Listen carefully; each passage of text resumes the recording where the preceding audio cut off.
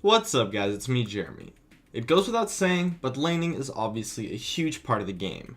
I've had this planned for quite some time now, and without further ado, this is my laning guide. Let's get started. Starting with a general idea of what you want to do in laning.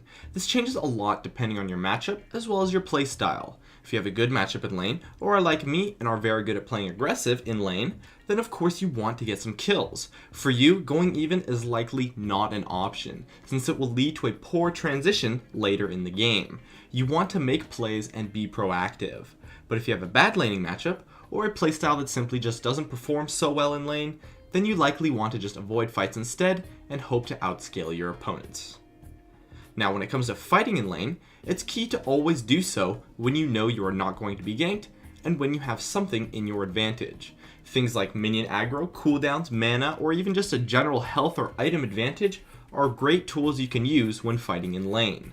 To set up for a fight, I usually like to position aggressively, and if I get a chance, I go for it, and if I don't, then my opponents just end up getting zoned out of the CS anyways. Now to avoid fights, you need to prevent your opponent from being able to position aggressively onto you by controlling a lane to be a little bit pushed in so that they have little to no space to start a fight on you. You may have to tank some creeps for a little bit, but if you don't want to fight, you definitely should not push your lane.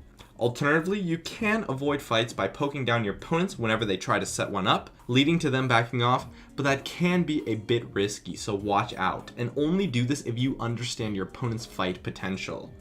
And it goes without saying, but CSing is of course important in lane as well. It takes about 15 to 20 CS to equal a kill. Apart from having perfect CS mechanics, the best way to gain a lead in this category is going to be denying CS from your opponent. There are two major ways to do this, through harass and through zoning. Harassing to deny CS isn't too complicated. Hit your opponents when your friendly creeps are low on HP and they will inevitably go in for the CS. Or, if you're like me, you can constantly harass your opponent whenever you get a chance by standing near the edge of the creep wave positioning aggressively so you can just hit them whenever they get close. Don't stand within the minions though unless versus a champion like Blitzcrank or something like that, where that kind of thing is a good idea, as you can get creep blocked or just easily poke down from your opponents when within those minions, since your mobility is pretty much nothing. And then we have zoning, and it's a bit more complicated and only really possible if you have a lead. Your opponent needs to be afraid of you, but if they are, due to an advantage that you have, aggressive positioning is all it really takes to zone your opponent. Just move up a bit without pushing the wave and pretend like you are going to initiate onto your opponents, but in reality just keep your cooldowns up so that you can maintain pressure, unless a perfect opportunity presents itself of course. And that's really all there is to zoning. Alright, now that we've covered some of the basics, we can go more in depth to some of the more advanced concepts, namely the mechanics of laning. There are 4 major mechanics that you will want to use to your advantage and watch out for from your opponent. You have poke, burst, sustain, and then the level 6 power spike. Now in general, and please take this just with a grain of salt, but in general, poke would beat burst, burst would beat sustain, and sustain would beat poke. To show this, we can take a look at some support matchups. Take Lulu, who is a poke heavy support, Annie, who is a burst oriented support, and Soraka, who is a sustain support. I would say that Lulu does fairly well versus Annie, since she can deny aggressive positioning while poking the opponent using her glitter lance, and her ultimate does help a ton too. While Annie can destroy Soraka since she can get the burst off and insta-gibber with little to no difficulty with some aid from her AD carry. While Soraka does very well versus Lulu, since the strength of Lulu's kit, her poke, becomes almost negligible due to Soraka's massive sustain. Now, like I said, this is just in general. Annie could easily burst down Lulu if Lulu makes a small positioning mistake, while Annie can use potions and proper engages to avoid Lulu's poke, and Soraka can use her silence and heals to deny and mitigate Annie's damage. So the outplay potential is definitely there, don't get me wrong, but those mechanics still form somewhat of a triangle that you can use to analyze matchups in lane, and be sure to use your mechanics to your advantage. And lastly, we have the level 6 power spike. This is really kind of a wild card in lane matchups, as some ultimates can be completely game changing in lane and completely change the scope of the matchup too.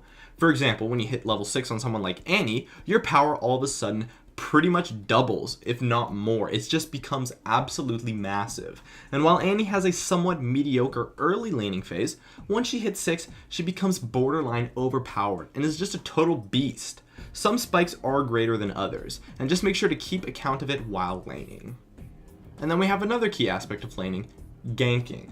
Ganking definitely plays a huge role in lanes and can decide entire matchups too when done properly, of course. For avoiding ganks, you want to make sure that you are constantly getting wards, and no, trinkets alone are not enough. And do your best to track the enemy jungler by noticing when they show up on the map, then predicting where they will head off to in the future. Also, noticing when you are vulnerable to ganks, such as when you're pushed up, have no wards, or maybe are just low on health, as those are definitely times where a gank is likely to happen, will help you avoid those ganks entirely. At this point, you might just want to position defensively when you're stuck in that situation by staying a little bit behind the creep wave, just to make escaping easier.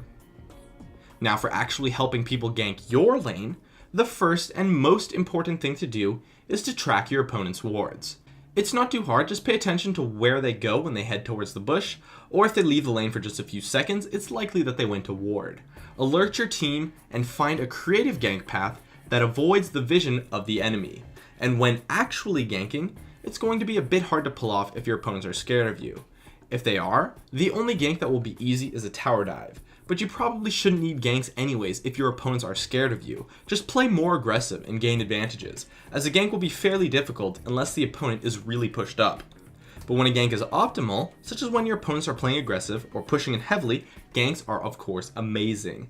But usually you, as the laner, want to be the one to start the fight with your opponent. Fight them, and then when your ally comes in, it will be nearly impossible for your opponent to escape, leading to an easy kill. You usually do not want your ally to be the one to initiate the gank, unless they have a crazy long range initiate, such as Vi's ultimate, or can easily set up a flank due to the opponent's overextension. Overall, if someone ganks your lane, you don't want them to be the one starting the fight, simply just because they have so much distance to travel, while you're already in the lane. Anyways, I think that just about wraps it up, so hopefully this helped. My name is Jeremy, and that's it for my video on the laning phase. If you enjoyed this video, feel free to check out some of my others on the screen right now. I'd love it if you could support me with a like, and make sure to subscribe for some more awesome content in the future if you enjoyed this video. As always, thank you so much for watching, and I'll see you guys next time.